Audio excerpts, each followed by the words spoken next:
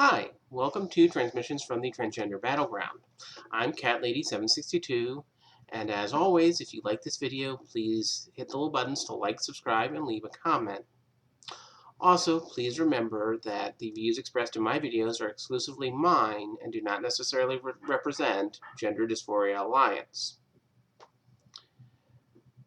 The World Professional Association for Transgender Health has just released the draft of their proposed Standards of Care version 8.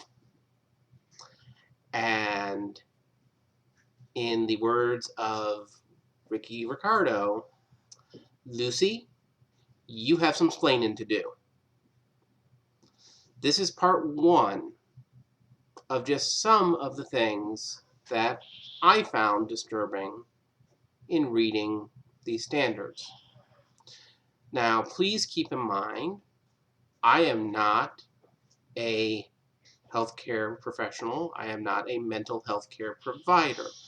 I have no professional training regarding providing medical or mental health care.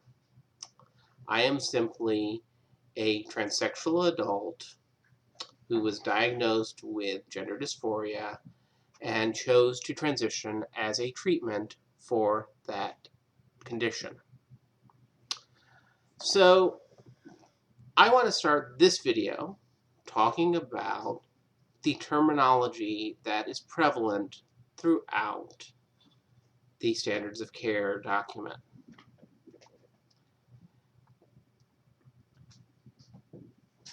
Gender dysphoria is apparently on its way out, which that should be no surprise. The trans community has been shouting for the last several years that you don't need dysphoria to be trans. So what is it being replaced with? It's being replaced by this concept of gender incongruence. Now, gender incongruence is not specifically a creation of WPATH. I forget now whether it's part of the World Health Standards or if it's part of the proposal to change for the new DSM update. But regardless, we are looking at a future of gender incongruence rather than gender dysphoria. Unfortunately, I was not able to find a definition within Standards of Care that really adequately defined what gender incongruence is. I'm assuming that gender incongruence is a mismatch between your gender and your sex assigned at birth. But that brings up my question number 2. What is gender? Now, you can talk all you want about the sociological concept of gender. But the reality is, for most people, sex and gender are synonyms, at least within the English language. And a lot of the concepts that we ascribe with gender, gender role, gender expression, gender expectations, all really derive from the expectation of that person's sex. You are expressing through the way you dress, your behavior, your physical appearance, in a way for most people to assume what your sex is. You are performing roles that may or may not be associated with the sex that is expected to do those roles. But nowhere really is gender defined that I could find within the Standards of Care document. In fact, there were a few places where I thought gender was being used in a spot where traditionally we would use the phrase gender identity. But I found other places within the document that made reference to gender identity. So if gender identity is something separate, what is gender referring to? Term number 3 that I feel really should be defined more clearly is what is transgender. I think that's been a key sticking point, as I've mentioned in other videos, about this discussion and debate that we are having, is who and what is trans. Now, WPATH kind of ups the ante in these new standards, because they aren't just the standards for transgender health anymore. We now have the term transgender and gender diverse. Two different, separate, but apparently related groups. And I'll talk later in a different video about why I say that they're kind of separate and related.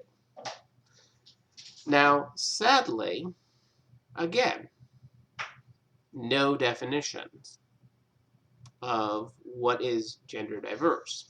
This is despite the fact that there is actually a section in the standards for terminology.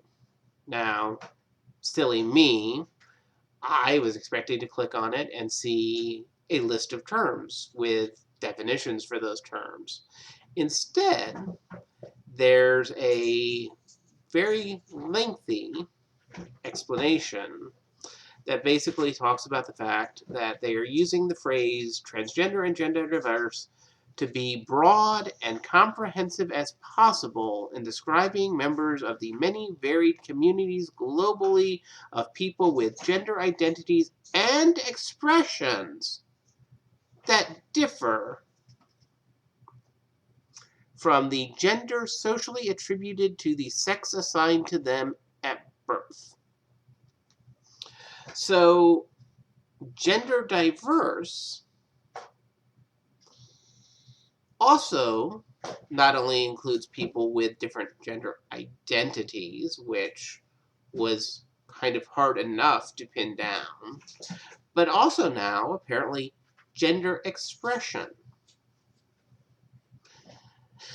Now, the standards, which I will put a link in the description, go on to explain about the fact that since this is a global professional association, they want to be as inclusive as possible to all the various different cultural languages and experiences and the cultures that may have actual groups like the Fafanune, or however you pronounce it, or the cultures that actually have a separate category outside of man or woman. My concern is you have made the terminology so inclusive that does it exclude anybody? So many times when I would make reference to the fact that, studies historically had shown desistance, I was told, well, that's because the criteria back then under the DSM-5 for actual diagnosis was misleadingly diagnosing gender nonconforming.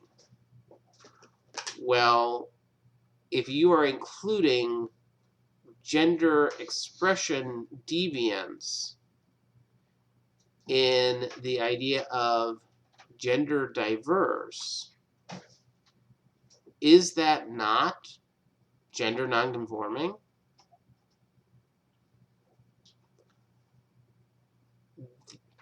The trans community, which, as a community in and of itself, you know, that has its own issues. And the fact that they want to be inclusive of all identities and everyone is valid and all experiences matter, that's one thing. This is an organization that is coming up with standards for healthcare, and they want to include as broad a group of people so that no one that might possibly want to seek this type of healthcare is potentially excluded. That's pretty much explained in this section on terminology.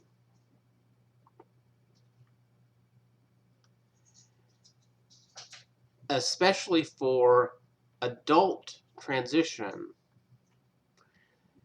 it appears like the informed consent model is the favored method of providing healthcare for transgender and gender diverse people.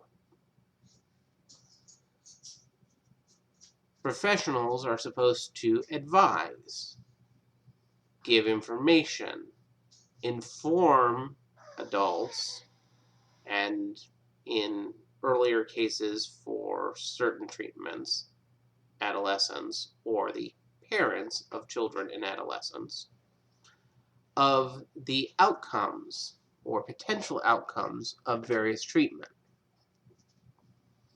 But heaven forbid we actually prevent somebody who wants transition for whatever reason from being able to do it. I had a problem with the trans umbrella. I thought it was too wide. I thought it covered way too many different groups of people to really be effective as a description of who benefits from these treatments. This section literally makes reference to the fact that the transgender umbrella has now been expanded to transgender and gender diverse. So now there's even more under the umbrella.